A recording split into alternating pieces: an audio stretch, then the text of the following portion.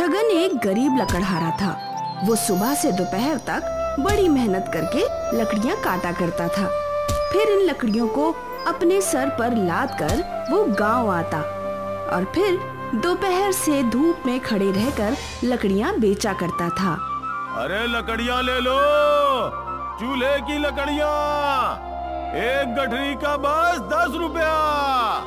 भाई 10 रुपए बहुत ज्यादा है, 20 में 3 गठरी दो तो लूंगी। ठीक है, ले लीजिए। और इस तरह वो इतनी मेहनत करके भी बहुत कम कमा पाता था। वो जितने भी पैसे लाए उसकी पत्नी उतने में संतुष्ट रहती थी। आज भी कोई खास कमाई नहीं हुई। लोग तो लकड़ियों में भी मोल भाव करते हैं। समझ नहीं आ रहा है कि कैसे चलेगा। सब कुछ अच्छा ही होगा, पर महंगाई भी तो देखो।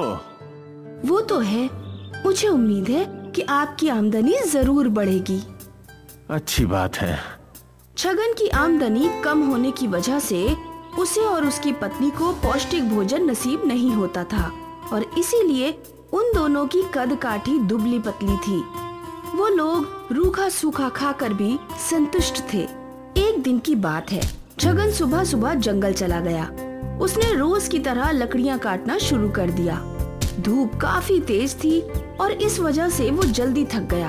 अरे बाप रे, आज तो काम ही नहीं कर पा रहा हूँ। इतनी गर्मी, पेट में भी गुड़गुड़ हो रहा है। कुछ खाने को मिल जाता तो अच्छा होता।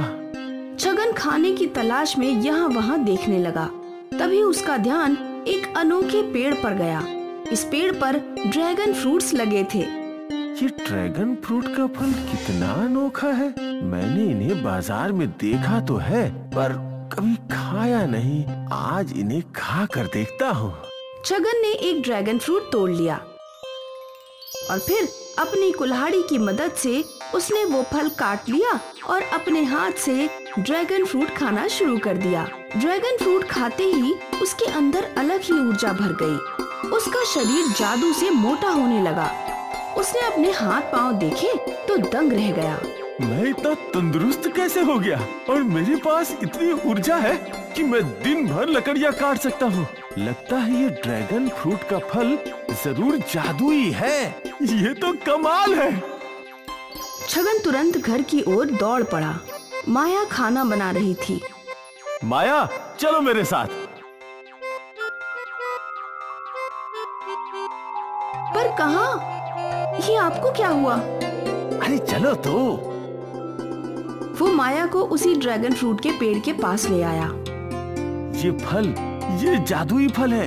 देखो मुझे, मेरी झुर्रियाँ, मेरा शरीर। आप इतने तंदुरुस्त कैसे हो गए? इस जादुई पेड़ के जादुई फल की बदौलत। छगन ने एक और ड्रैगन फ्रूट तोड़ा और उसे काट कर माया को दे दिया। माया ने वो फल खाना शुरू किया था कि उसका चेहरा खिल गया। उसका शरीर अपने आप फूलने लगा। अब वो पतली दुबली नहीं बल्कि सुंदर और तंदुरुस्त दिखने लगी थी। अरे बाप रे! मैंने कहा था ना कि ये जादुई ड्रैगन फ्रूट का पेड़ है। हाँ बिल्कुल। देखो हम कैसे थे और कैसे हो गए। हाँ, ये फल तो हम जैसे गरीबों के लिए वरदान है। बिल्कुल।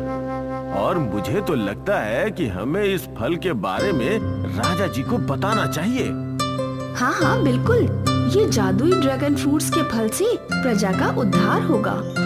मैं कल ही उनसे मिलने जाऊंगा। छगन ने एक ड्रैगन फ्रूट तोड़ लिया और फिर दोनों खुशी खुशी अपने घर लौटने लगे। वो लोग आज बहुत खुश थे। अगली सुबह छगन राजा जी से मिलने दरबार गया।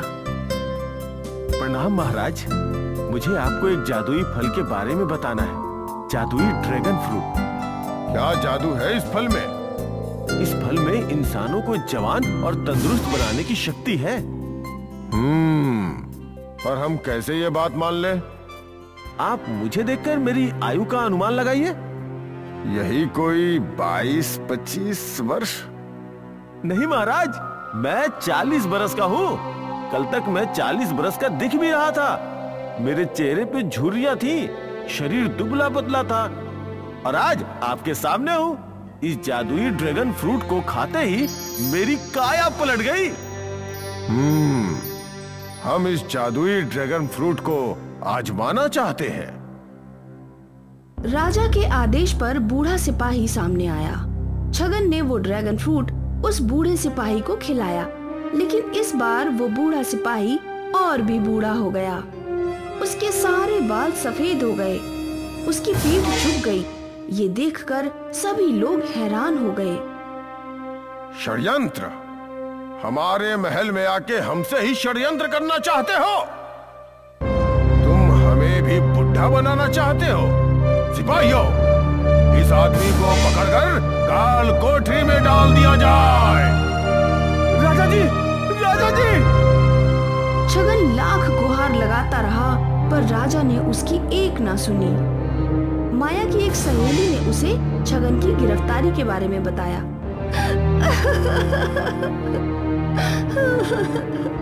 माया रोते हुए उस जादुई ड्रैगन फ्रूट के पेड़ के पास गई। हे जादुई पेड़, कृपया करके मेरे पति की मदद करो। वो तो लोगों और प्रजा की भलाई के उद्देश्य से राजा के दरबार गए थे। हे उनके साथ क्या हो गया? माया, तुम दुखी मत हो। छगन को मेरे जादुई फलों के बारे में पूरी तरह से पता नहीं था। मेरे जादुई फल अच्छे लोगों को जवान और तंदुरुस्त बनाते हैं और बुरे लोगों को बूढ़ा और कमजोर। छगन जल्द ही वापस लौट आएगा, ये मेरा वादा है। माया ने अपने आंसू पोंछे और इस आशा से कि छगन लौटेगा वो घर चली गई।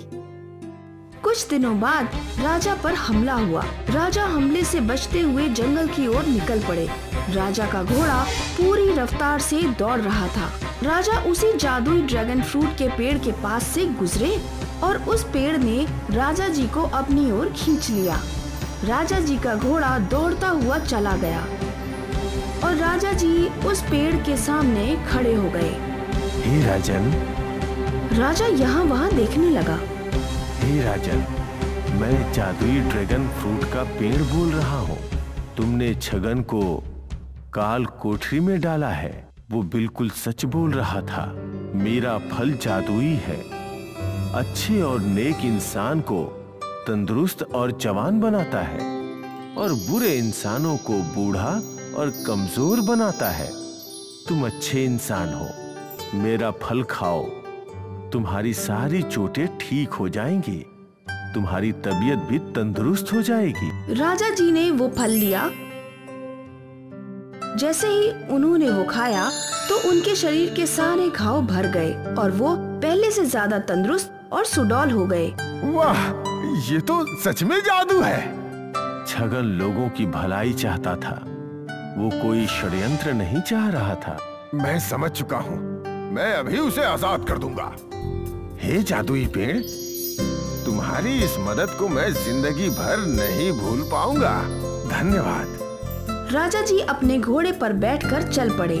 राज दरबार में पहुंचते ही उन्होंने छगन को आजाद किया। छगन, मुझे माफ कर दो।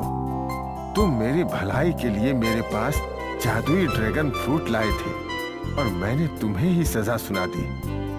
मैं क्षमा प्रार्थी हूँ। राजा जी के इशारे पर सिपाही ढेर सारे गहने और सोने के सिक्के लेके आए। ये मेरी तरफ से तुम्हारे लिए छोटा सा उपहार। धन्यवाद महाराज।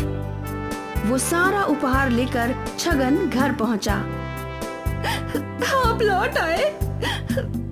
माया की खुशियों का ठिकाना ही नहीं रहा। छगन ने माया को राजा के दिए हुए उपहार दिखाए। छगन की दुनिया ही बदल गई। वो गरीब लकड़हारे से अमीर और रईस बन गया।